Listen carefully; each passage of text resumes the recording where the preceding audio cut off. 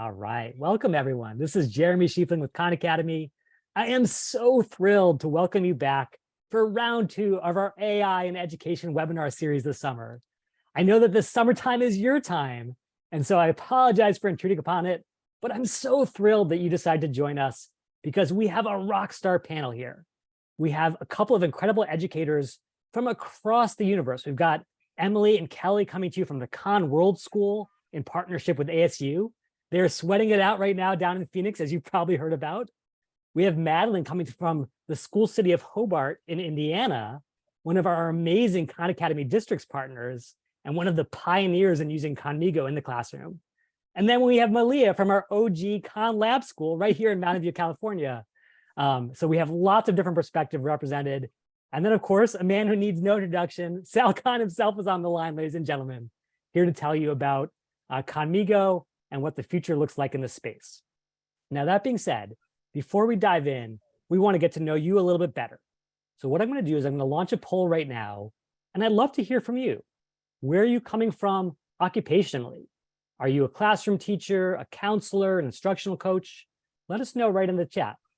Number 2, let us know the kinds of students you serve. Are you on the older end of the spectrum, like so many of the educators here? Or maybe your early childhood. I was a former kindergarten teacher. I'd love to hear from that perspective as well. And then finally, let us know your primary subject area. We definitely have a lot of really strong humanities folks, but Sal himself has volunteered to speak directly to the math and science angles if you're curious as well. So with about 5 seconds left, 5, 4, 3, 2, and 1, we'll end the poll. And let's share these results out.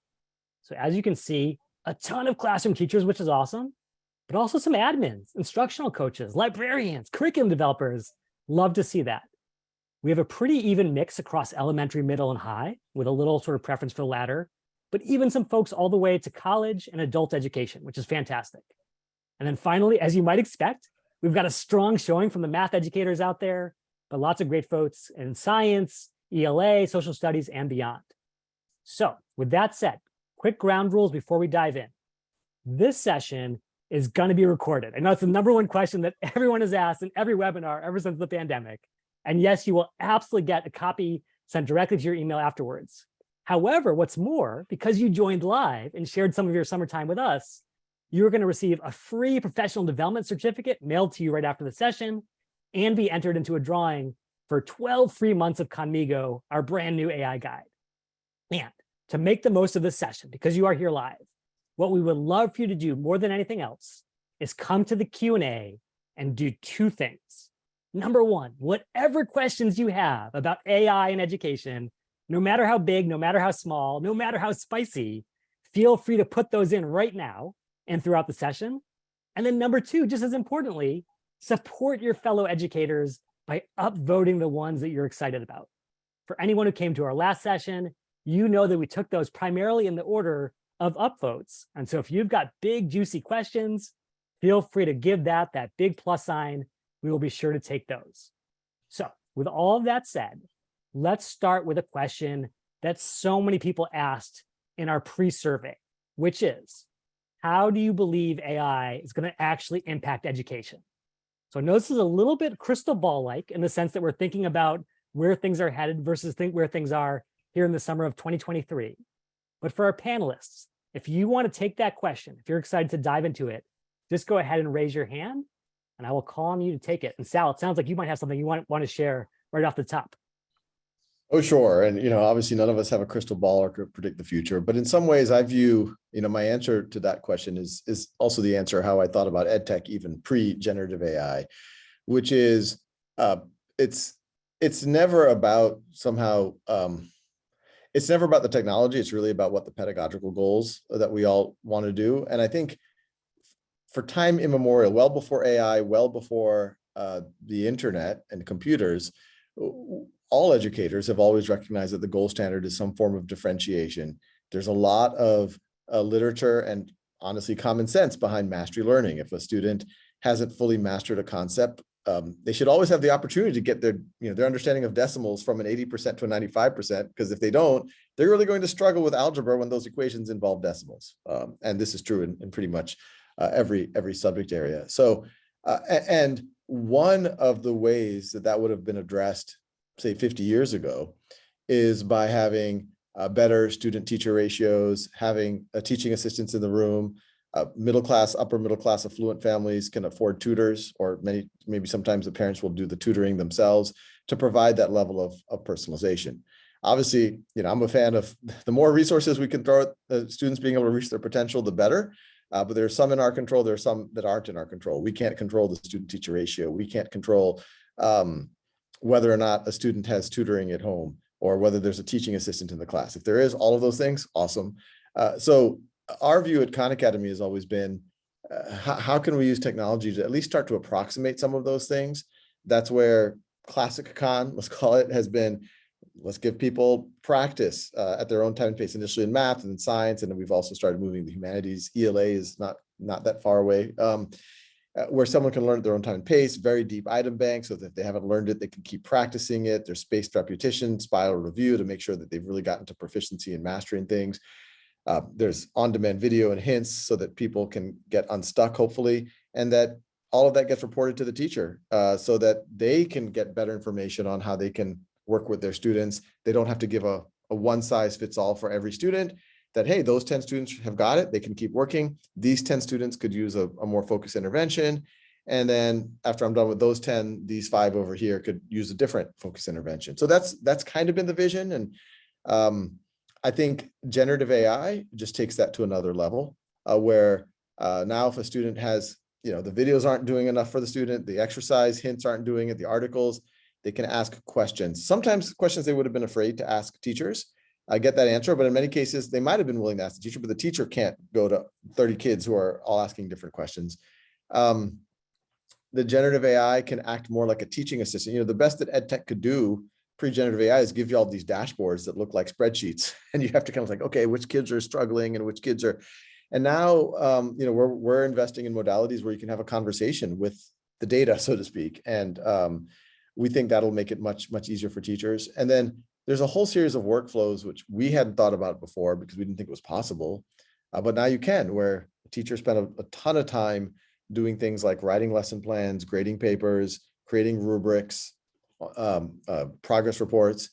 And those are all areas where we think generative AI could, substantially save teachers' time. So long answer, all my answers aren't going to be this long, but I'm hoping in 5 years, we're in a world where students are feeling much more supported. Teachers are feeling much more supported. They have much more time and energy for themselves so they don't burn out, and more time and energy to do kind of the things why I think most teachers went into the profession, kind of more time for those really amazing engaging moments with students.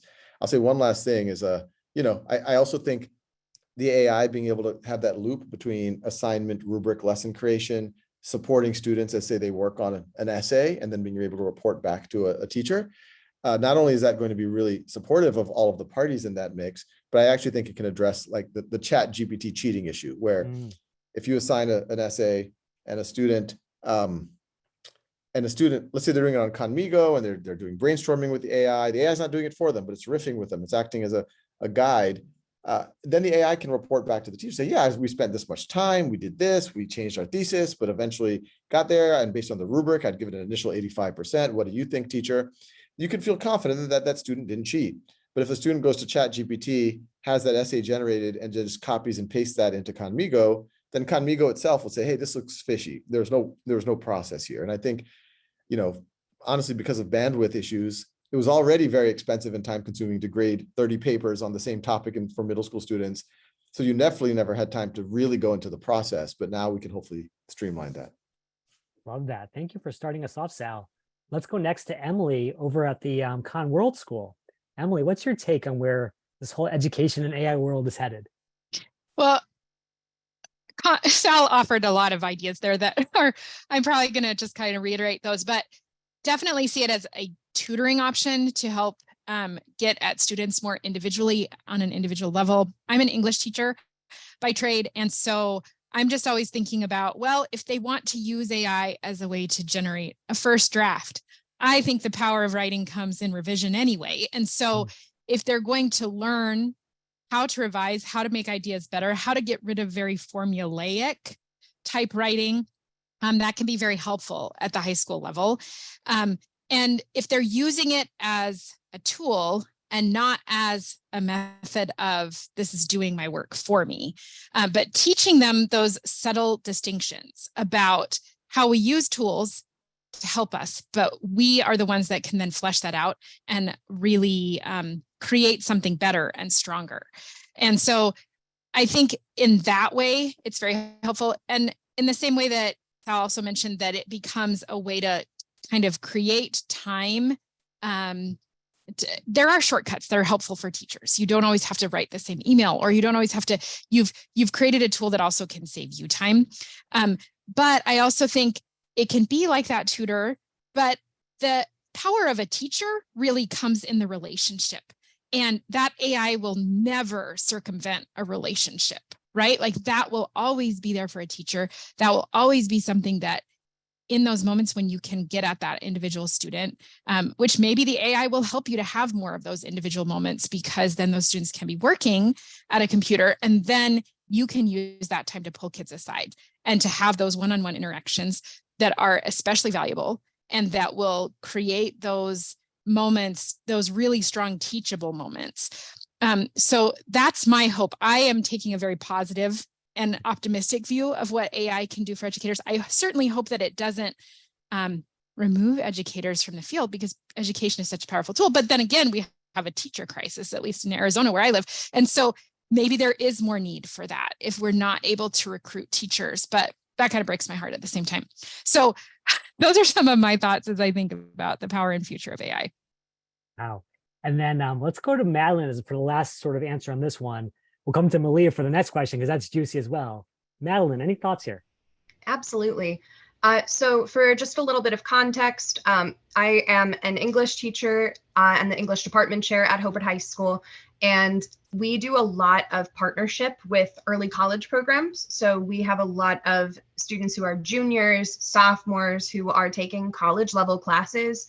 That's amazing for them and wonderful for them. But we're in a very blue collar town. I have a lot of first generation college students and a lot of kids who have to work to help their parents pay the rent or the mortgage. And they have practice for their multiple sports on top of that, because the competition among students to be able to get into colleges as the cost is getting higher and higher, it's just getting all the more expensive for them. And there's so much fear about not being able to be enough.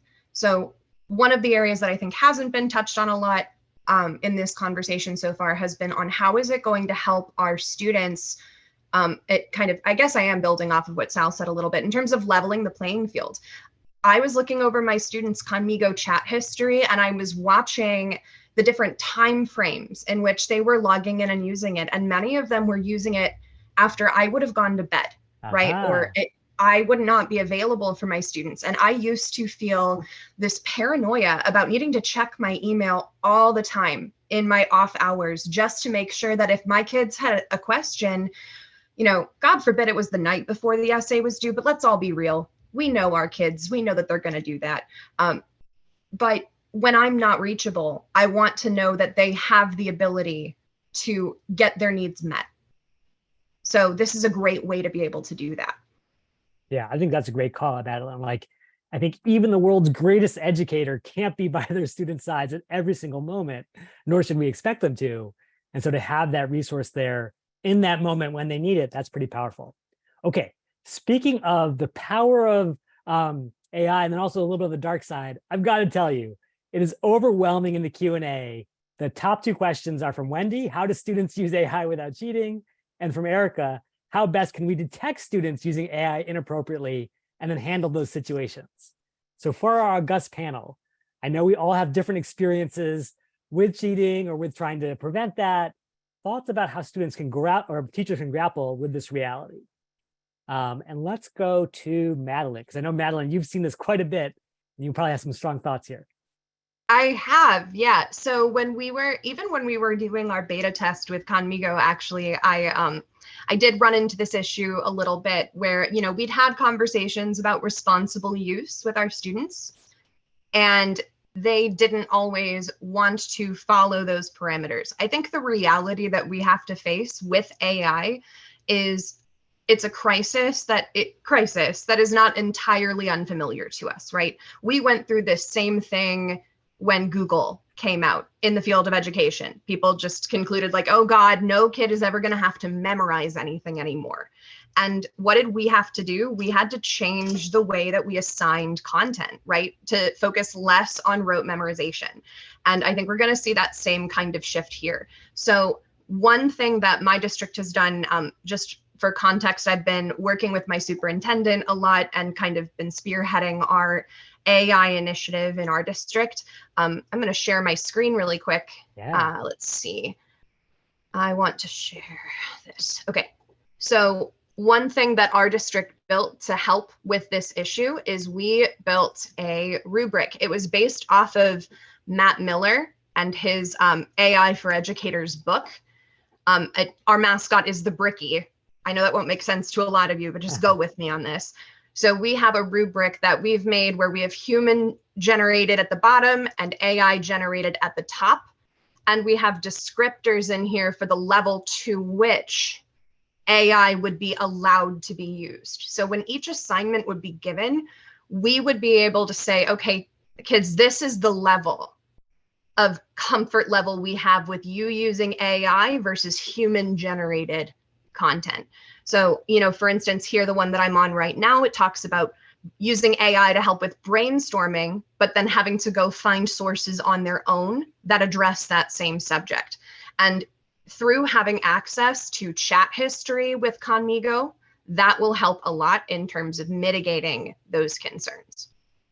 Awesome. I love that. And Madeline, I will follow up with you afterwards to see if we can borrow that to share with others. So that everyone was taking screenshots as you were sharing that. That was so cool.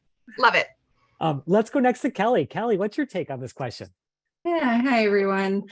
I think this is, this question always comes up, and I think personally, we keep doing the same things we always do to prevent cheating, regardless of the source. Kids are going to cheat if they're going to cheat. They're going to find a way. I think, and I love what Madeline just shared, because part of, what I think is also, it's educating everyone around the student too, making sure everyone on, your teaching team knows how to use these tools, and knows about these options. Parents, making sure parents know, perhaps having some informative nights and materials that can go out to families so they know how to work with their children on some of these platforms. So, I think it's just new. And I think it, you do the same thing we always do, like designing assignments to circumvent cheating as well, making sure there's steps in the process that they have to go through that in the end, results in their own thinking there too. And I also love, the thing about something like Conmigo that I like is that back end data too. So it's not, if you're promoting the use of it, teaching them how to use it, including it in the assignment, perhaps we can be more likely to, not control it necessarily, but be able to see later in that data how students are using it too. So I think it's all those things combined with what we're already doing. And right now, the biggest part of it is just making sure we're educating all of our staff and families, and parents and people working with students on how to use it properly. That's awesome. And then finally, let's go to Sal. So I'd love for you to speak to this, and then I would love to dive into math next, because I know that's a hot topic as well. I'll just say a little bit from the technology side of things. Anyone who's telling you, and I know there's a lot of folks out there who are claiming that they're creating generative AI writing detectors, the same way that you have plagiarism detectors. Anyone who says that to you is selling you snake oil. So be very suspicious of anything else that comes out of that person's mouth. There are ways that you might be able to do it in very basic ways that might detect it in some cases, but we know our students, your students, it's going to be very easy to circumvent that. And I think we should all operate from the assumption that it's essentially undetectable. I think that's the only safe assumption. So the option that we all have is, the non-tech options are, hopefully some type of an honor code could be used in certain cases. In certain cases, I'm sure many of y'all would probably roll your eyes and say, nope, not, I think it's too tempting when you have something that can write an essay so easily for you. And there's a lot of gray area around like how much help is too much help. The other option is obviously just do more in class. You're not obviously be able to do like very ambitious projects in class, but you'll be able to maybe do some more of that. The other extreme is have more ambitious projects and say, yeah, use whatever you're going to use. I don't think that's appropriate for like kids who are learning to write. That might be appropriate at like late high school or college where they already know how to write and they're making a business or something like that. So I don't think that's a viable option. I think the reality is if we want, which I want, and I think most of y'all want, if we want kids to continue to do the types of research papers, term papers that all of us grew up with, because it did help us think, it did help us learn to write, and even just to project manage ourselves and to regulate ourselves and plan something over, on our own. I think it's going to have to be in a safe environment where you can keep track of the process. And this is what we're trying to do at Conmigo, where the teacher can assign the assignment through the AI, and then the teacher could decide how much help or no help the AI should do. But then the student has to do the paper in that type of an environment, so that essentially there's an audit trail of their work, and we can see, oh, it took them this many hours, and this was V1 after for 1 hour, this is V2 after 2 hours. And I think if students know that there's that audit trail, it becomes much harder for them to just go to ChatGPT and generate something and copy and paste it. Very cool. Okay, so now to switch from this idea of how do we deal with the realities of students in the classroom to the realities of math education, I think this is the perfect question for Sal. Peter says, my interest is math. I watched the last Conmigo presentation and was disappointed that use in math was not covered. And that's totally on me, Peter. Definitely, I have a little bias towards the humanities, but I'm really excited to remediate that today because Sal, of course, got his start with Khan Academy as a math tutor to his own cousin. So what Peter wants to know, Sal, is what are the use cases for applying Conmigo as a math tutor? We know that these AI tools are so great with verbal skills, so great with writing. What about the math context? What should Peter know? Yeah, and in all fairness, this is still early days where we're trying to put a lot of stuff out there and learn what's working and better or worse. The core idea behind Khan Academy and now we have actually a ton of efficacy data behind it. And everyone here is going to hear more about it, but there's 50 plus efficacy studies on Khan Academy before generative AI. And it's all around, if students are able to put in, the threshold that have been in these studies is 18 hours a year, it amounts to about 30 to 60 minutes a week. And they're able to do personalized practice, and different teachers have implemented different ways. But the bottom line, if they're able to get those 2 to 3 20-minute sessions a week for most of the school year, these kids are dramatically accelerating. They're accelerating, depending on the study and the grade level, 30, 40, 50, 60%. And so the key question for us is, okay, we have these studies. How do we get more kids to engage and to feel progress at that? I think all educators know, regardless, motivation and engagement is often the key. Even 30 years ago, if you were sufficiently motivated, you could power through a textbook if you really had to, but most people weren't that motivated. And so, on the Khan Academy side, that's why we've always wanted to, provide supports like videos, et cetera, et cetera. I think generative AI and what we're trying to do with Conmigo, we're seeing as another powerful support. I'm curious, at places like KWS, we do have math teachers, I know they're not here today, who've been using, I'll tell you what I've been hearing, that it has been able to unblock students where they might have been blocked before. Sometimes it's a block of literally they're confused. They've watched the video. It still doesn't make sense to them. They've read the article. They've looked at the hints. It still doesn't make sense to them. So that helps to have that Gen AI. And just so y'all know, we've done a lot above and beyond the core GPT-4 model. And, ChatGPT uses GPT 3.5, or at least the free version does. But even GPT-4, which is dramatically better, we've done a lot of work to make it much, much better at math. And so we've definitely already heard feedback in the first 3 months, the last 3 months of last school year when we were piloting it, that it is helping students get their questions answered in the moment, oftentimes on exactly that question that they're struggling with or that concept. Sometimes it's a motivational block, like, why do I need to learn this? The famous question. The AI can help out with things like that. And so those are, I think, the two clear math use cases.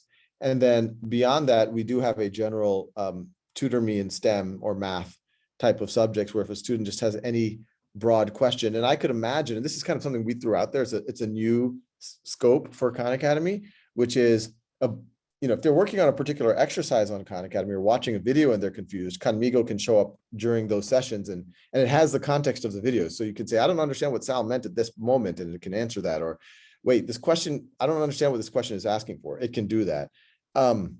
The general tutor one, we could imagine that being used when you're even doing your non-Khan Academy work, when maybe students are in a project, and if they're confused about something, maybe even during a lecture, if they're confused about something right in that moment, they can get an answer to it.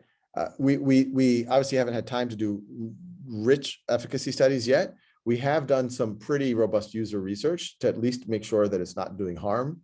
So far, the initial indications are it's not doing harm. I think there are a little bit of classroom management issues sometimes because there's so much that you can do with the AI that, okay, don't talk to Abraham Lincoln right now. We have to work on our math. So we're thinking through with educators on how we can control that a little bit better. But we have some early indications that it is indeed helping kids be more engaged in at least in their Khan Academy core work, and be less unblocked. But that's still a very, very preliminary news. Very cool. And then let's go next to Malia. Malia. I wanted to focus on something Sal said right there about students being able to kind of like ask in the moment, like even if they're listening to a lecture or even in like a live class session, just to kind of share an anecdote from one of my classes this past term. We were talking about the founding fathers, and the students were reading a book that was talking a lot about Ben Franklin. And the book was also talking a lot about his sister, Jane, right? And the book was talking about how Ben kind of went from rags to riches and Jane went from rags to rags, right? And one of my students had the question, is this author biased, right? Okay, so I want them to discuss that, baby. That's a good one, right? I don't want to like show my hand. So I said, why don't we ask Conmigo, right? And so we sat around and we talked about, all right, how would we prompt this, right? How are we going to get the information that we want? And Conmigo was able to play with it, and it knew exactly the passage we were talking about. And then it gave an answer about like, this is the difference between bias and perspective. And all historians have a perspective. And like, what do you think, right? So that was an opportunity for me to decenter myself and let them have the conversation that they were organically having. And so I think that's like a good kind of like in the moment, and then again, that modeling of how do we get the types of responses that we want out of this fun tool. Very cool. And then one last thought here, Madeline, give us your take, and then we're going to go to a live caller, if you will. So get ready. I saw someone in the chat also asking like, when is science going to come into the equation as well? So I wanted to bring something up that I know had been helpful for a science teacher who piloted Conmigo in my building. She and her students really appreciated the fact that Conmigo is great at giving analogies for particular concepts involving like the sciences and involving, history. So, one of the things that immediately comes to mind for me is the cell wall. Right. I was really bad at biology when I was in high school, and I didn't have a resource like this. So I went into Conmigo and I asked for some analogies for the actual, term. Make it make sense to me. And it was able to give me like 5 or 6 different analogies that made that concept make more sense. And I think the final one that it came up with was like Captain America's shield. And I loved that. I was immediately picturing an activity where you could take your vocab list of scientific terms and have Conmigo give a bunch of analogies that would help it stick with your kids better. So that's a great way that it would be able to be more than just an answer machine. It's a way to cement knowledge for them. I'll go for it. Add to that, because for those of you who don't know my process when I make, say, science videos, some of them I have the intuition, but a lot of it, I spend a lot of time researching, and I don't even want to make a video until I feel like I really have a conceptual understanding of this thing. I've been using Conmigo myself. A couple of months ago, I was always curious about, why do supernova, if you're out of fuel in the star, why doesn't it just collapse? Why does it eject material? Conceptually, why does it do that? And I went to Conmigo, Tutor Me in STEM, and it was beautiful. It said, well, do you have any theories why it does that? And I was like, oh, you're asking me. And I was like, well, and it made me think, and I'm like, well, I don't know. Is it like a rebound? Is it like, and then they're like, yeah, Conmigo's like, yeah, you're on the right track, because the collapse there's a lot of pressure, and it's so dramatic. Like, have you ever seen anything drop from a high height that doesn't bounce? Like, I'm like, oh, good point. And like, so it's that then the bounce ejects some of the stuff on the out. And I never understood that. And this is something I've always been interested in. I've even asked experts and they never quite gave it to me, or sometimes they gave me an explanation without making me think it through myself. So yeah, I actually think science is one of the areas, because so much of science, if we want, and I think we all want the kids to go beyond memorizing the formulas or memorizing the terms.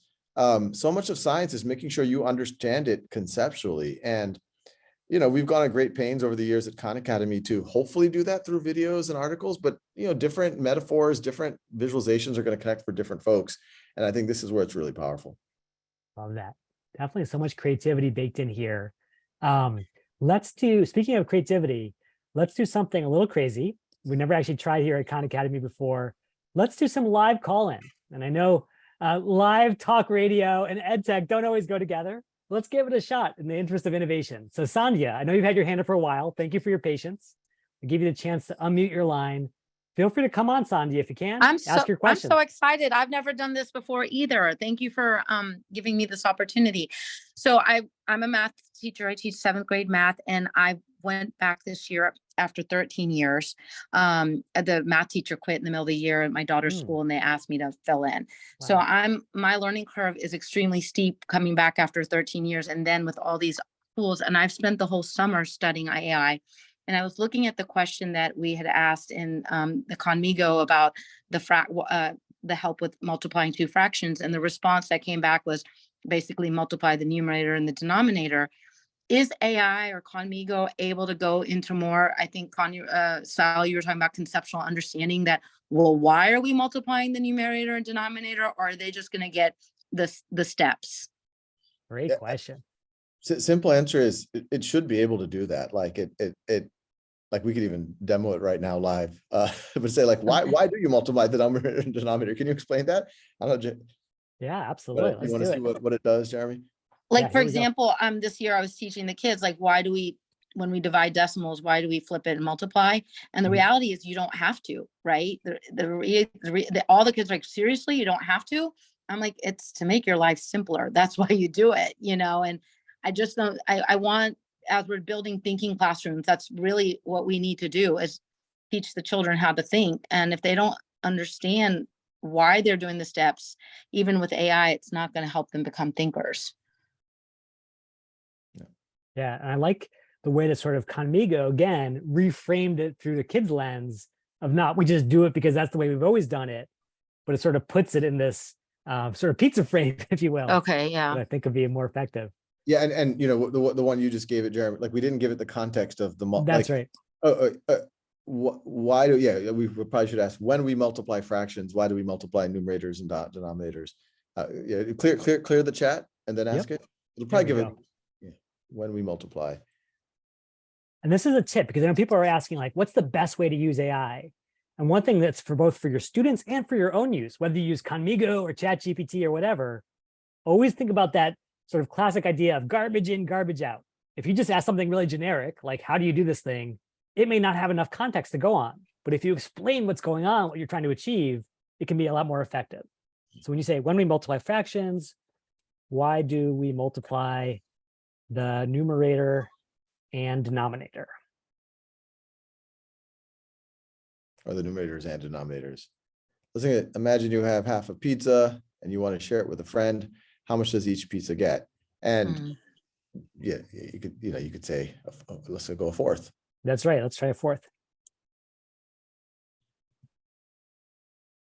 And this is great. This is live TV, everyone. This is not pre-recorded. Yeah, this has not been planned. That's right. Sandhya, can you confirm that we are meeting for the first time right now? Yeah, we are meeting for the first time, and I'm loving this because I love it how it's going back and saying how much, like asking the question back to the student. Yeah. So I mean, we could keep going with this, but yes, it is actually.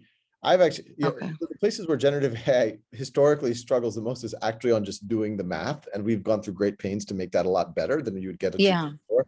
But on the conceptual, it's quite strong, which is still kind of amazing to me.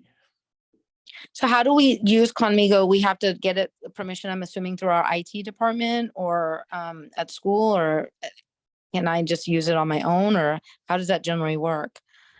Jeremy and I are working very hard to make that answer simpler over time. So there, unfortunately, it's a little bit complicated right now. There's a couple of ways. There's going to be a group of districts. So there's ways to go through the district that we're talking to school districts for this coming back to school already. There's also going to be ways, or there is a way that a parent or a teacher can sign up for an individual account. And Jeremy knows more about that. I will say, and this is, our mission as a nonprofit is free world-class education for anyone, anywhere. And obviously it always costs money to build Khan Academy. Our budget's about 70 million a year. But the reason why we've been able to, it's funded with philanthropy primarily, and then the marginal cost, the incremental cost of serving up the pages or the videos, it's low enough that we can do it for free for the most part. Generative AI, like every one of those interactions that we just did, was literally going to like hundreds, if not thousands of like state-of-the-art, like NVIDIA chips. And so we get charged a lot right now.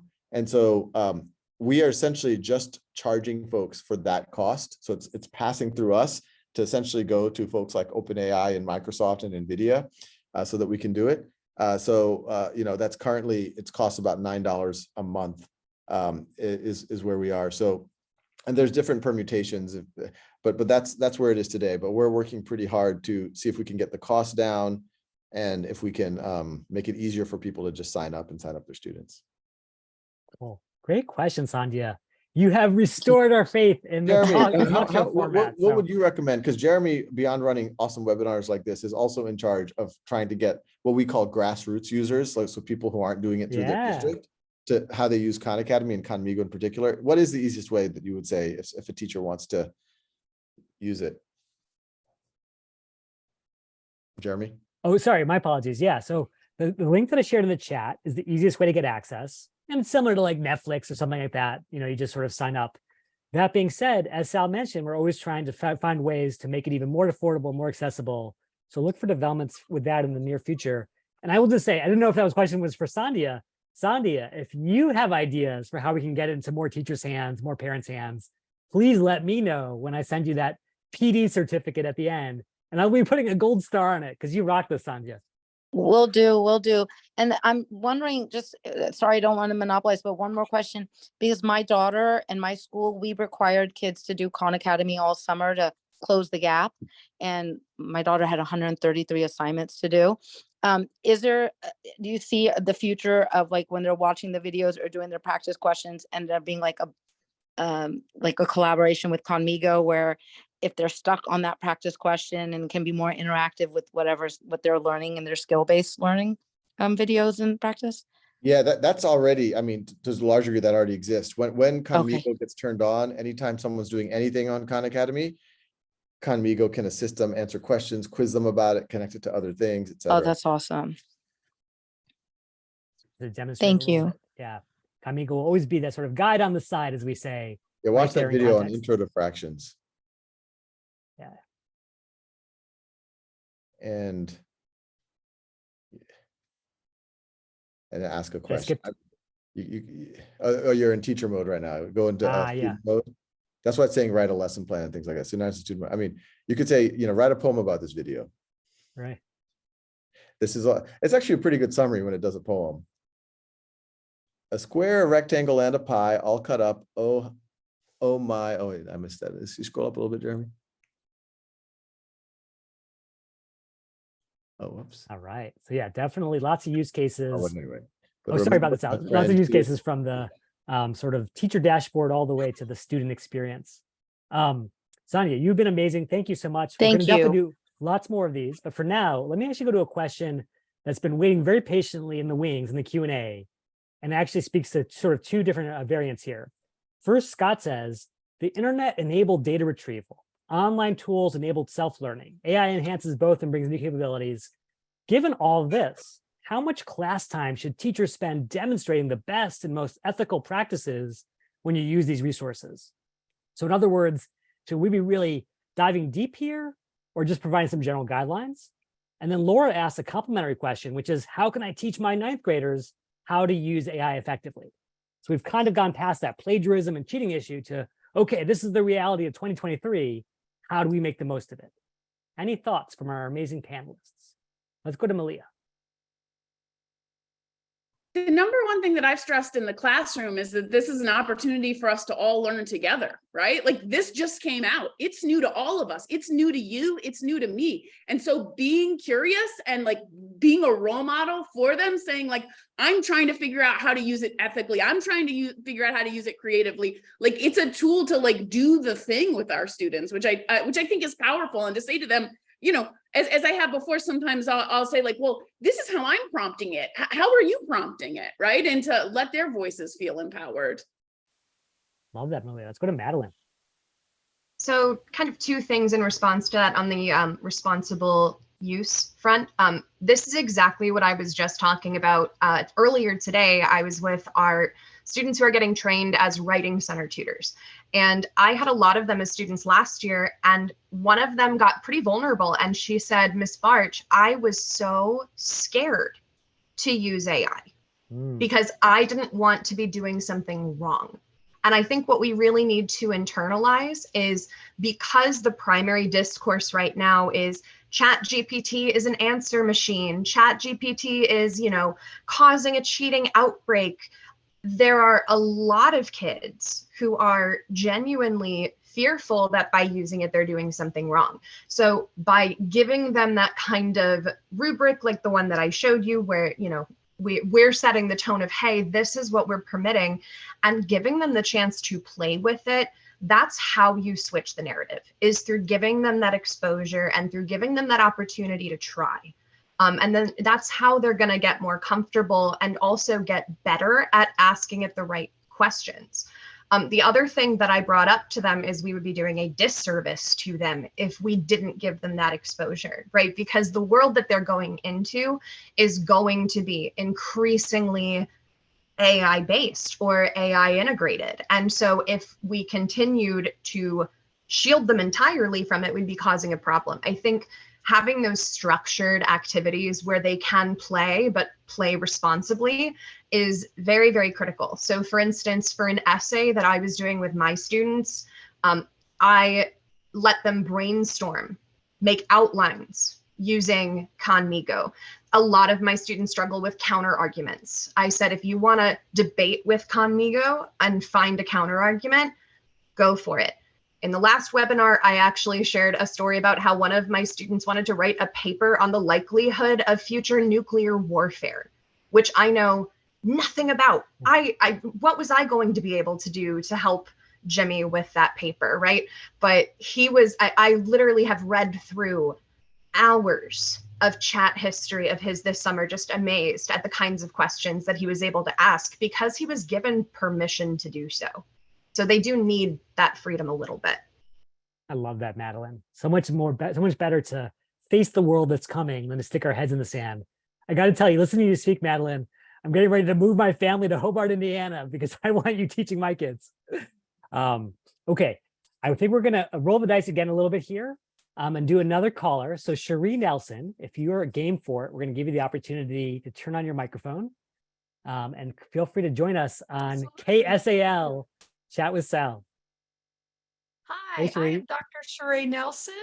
I teach economics at Purdue Global University. Cool. And I am the course lead for microeconomics and macroeconomics. So I design the courses. And unlike some universities, what course I design, every macro and micro teacher uses.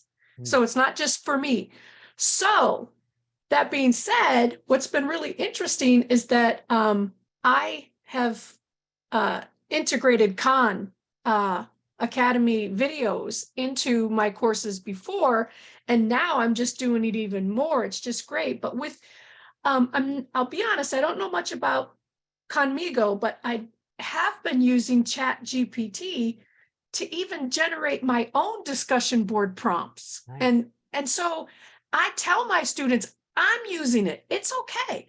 And in fact, Purdue Global had a school-wide meeting with all of the faculty, encouraging them to use AI, but do it responsibly so that we can learn to do it and teach our students to take advantage of it. So what I was wondering is, and I know I took all that time explaining everything, but I hope I gave you a pretty good premise. Context is key in the world of AI. Yeah, well, and also I'm doing things now that other course leads haven't done yet that I want to teach them how to do, because we're a huge university and we have a lot of opportunity. So what I do in my classes, I actually do approach with the Sal Khan approach. And that is, I tell my students, if you don't have the foundation, because I've watched an interview with Sal, where you talk to Sal about if you don't have the foundation and you're moving forward, basically the analogy I give to my students is, if you don't have a good base in your house, the rest that's built upon it might fall down. Exactly. And that's I learned from Sal, and so I share that. So I was wondering and here's my question. It took me forever to get to that. Just be glad I'm not your professor. So I was wondering, is there a way, or is it already done, that something is built in with the Conmigo, where when you type something in, it gives you the information you're looking for, but it also directs you or asks you, by the way, did you know and then ask a question about a concept that is before that, like a Interesting. foundational thing. And Yeah. I could take a Question, Sri. Yeah. stab at answering that. And actually, I'll try to do a little bit of show and tell. Let me see if I can share a window and see what if. made me think of that? So While you're looking for that. I'm Oh, looking go ahead, at go it, ahead. an exercise. This is a video on Khan Academy on price elasticity of supply. And then I could go to Conmigo and says, can you quiz me to make sure I am ready to understand what is in this video? That's what you were asking, right? Sure, like that, like the prerequisite knowledge. Yeah, that's on the track. Do The they know question- to ask that question though? Yeah, so you're right. So I think there's two layers. Is that what you're describing can already be done if someone knows to do it, which as you know, most people. Now it could happen through the teacher could, and we're all in this together. I like the previous answer around we're all learning how AI is going to be used. Absolutely, yes. Together. But I think it could be a cool practice when teachers are having students watch a Khan Academy video or Khan Academy exercise. If the student immediately jumps into it and they're able to engage, great. But maybe if there's already a sense that they might struggle, like, hey, why don't you start with a quiz to make sure you're refreshed on the prerequisite knowledge? That's one way. If that seems to be something that works, then yeah, we would think about productizing that. Or let me clear this chat. Let me make this a little bit bigger. I think we have these choices of things that we think a lot of people might ask, and obviously you can type whatever you want, but maybe that's something we can add to this. Help me prep with a quiz right now that'll just quiz you on the content of this. There could be another one just like that we add that says, make sure I'm ready for this video, or make sure I'm ready for this exercise, or something like that. I think that's Sri? awesome. And what made me think of that is I'm just finishing up the revision of my microeconomics course, and I'm using and I'm not into like promoting a publisher at this time, but I won't mention which one, but I am with a new publisher who has so many, third-party tools for my students, and they have it so that when you're in the book and you're reading a concept, it has the icon that says, do you need a little more practice with this? Would you like more background? Things like that. Because sometimes if they're just looking at one concept, they don't know what concepts they're missing. Right. I love that. So if we like had that. the suggestions there. Oh, I'm sorry, Sal. No, I agree. I actually love this. We're going to take this to the broad, would you like more background? Obviously, Khan Academy, we've always had the exercise piece. So in theory, you could practice what you learned, but this idea of would you like more background for it, I think is a really powerful idea. Is it okay if we borrow that idea, Sheree? Well, I have no problem with that. And in fact, the new publisher that I'm working with has also, through this process, has said, we might hire you to be a content contributor. There you go. Because I have all these, I've been teaching online. I've been with Purdue Global. I'll have my 20-year anniversary in Wow, October. So I have a lot of online experience, and I'll tell you, I'm always looking to see how we can do it better. Cool. Because I love that. you can never stop improving. That's right. Thank you so much, Cherie. You were fantastic. Thank you so much. All right. So I think this is the great thing about like where Conmigo is headed, where AI is headed. We all get a chance to write this story, just like our awesome panel's been talking about. Let's get our educators involved. Let's get our students involved. We should all be driving this forward if this is going to be a big thing for our future. Now, that being said, we're coming to our final 10 minutes. And so I want to end with those sort of proverbial fireworks, a chance for the panel to show off some of their best AI skills. And so I want to tackle these two twin questions. Maria says, how do I best use AI, period? Scott says, how can we make this a powerful tool? And so I'm curious from Emily, Kelly, Sal, Madeline, and Malia, are there any amazing pro tips that you pioneers at the vanguard of this movement can share with educators across the country? So let's go over to Madeline. Sorry if I'm doing some monopolizing. I love all That's of these great. questions. And I, like I said, I was just talking about this yesterday with the staff at my building. I think one of the most powerful ways that Conmigo has helped me as an educator is through, it was something that Sal touched on earlier, expediting certain tasks so I can use my time more effectively to work on relationships with my students. One of the things that all English teachers hate making more than anything in the world is a rubric, right? Mostly because I think we are some of the most critical of our own writing, even in those like nitty-gritty tasks. So to make a really good rubric that takes a lot of time, I've got some slides here. Let me scroll to them super quick and then I'll share my screen that I modeled for my colleagues about how you can use Conmigo to make an effective rubric in way less time than it used to take, just in terms of like effectiveness of your plan period. So I had first told Conmigo, hey, I'm trying to work on making a rubric that assesses a summative for my English 9 honors students. It gave its own suggestions for categories, but I said I wanted to make my own that were based off of my curriculum map. So then I made my own criteria and kind of explained what I thought those would look like. And then Conmigo asked how many levels I would want for those criteria. I changed the number of levels that it suggested. And then after 15 minutes of that back and forth, and then some formatting time, this is the rubric I was able to make. Wow. I did some tweaking of the phrasing. A rubric like that, just to give you an idea, would normally take me about 50 minutes, which is almost that entire plan period to do. And I was able to get so many other activities done for my classroom in that extra time because I didn't have to worry so hard about finding that exact phrasing for something that really doesn't, I don't want to say it doesn't deserve that amount of my attention and energy, but there are so many other areas that I would rather be spending that energy in. You know, I want to be giving my students quality feedback on their own writing, not spending that time drafting a rubric myself. I love that, Madeline, like calling out, hey, if you've got tedious parts of your job, and don't we all, there's probably a good chance that AI can take on some of that. And then B, don't treat, AI like Google, like we have for the last 20 years. We just put in a question and settle for the answer. Continue to push it. Think of it as a dialogue, the way that Madeline did, and get better and better outputs. Thanks for sharing that, Madeline. Let's go to Kelly.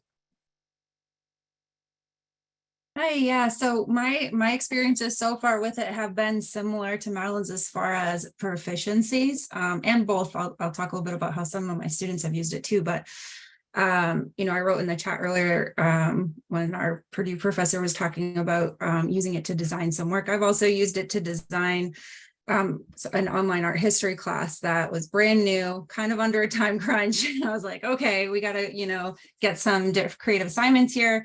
It'd been a little while since I'd put together some new things like that on my own. So I used Conmigo to help create some projects. And at Con World School, we do some cross-disciplinary work. So I even asked some questions like, I'd love to, get some novel suggestions that would also work with this art history unit, this some of this African art unit I'm working on, and I kind of went back and forth with it in a little while and came up with a good interdisciplinary project with English with where they read things fall apart, and it goes along with some of the art history unit or something like that. So that was just one example where it saved me a ton of time, where I think if I was just kind of sitting in front of my screen pondering that myself, I just would have gone back and forth and maybe even walked away before finishing what I was trying to do. So I had a handful of assignments that really saved me a ton of time. And then with our students, we have a seminar at Khan World School where we go over different topics every week. And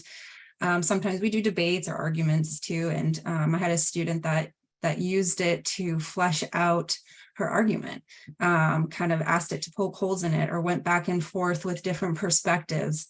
And she said it really prepared her, for the following day, where she could have done that with me, but with all your students, do you have time to do that with all of your students? And probably not. And for us, she was also in a time zone that was 9 hours ahead of me. So the chance for us to get together before our next session probably wouldn't have happened. So she was able to do that online. I loved that. So she felt so much more prepared the next day. Oh, cool. So clearly it's not just the tedious stuff, it's also the most important stuff, whether it's designing a brand new curriculum or helping students sort of grapple with complex ideas. That's pretty powerful. Let's go next to Emily.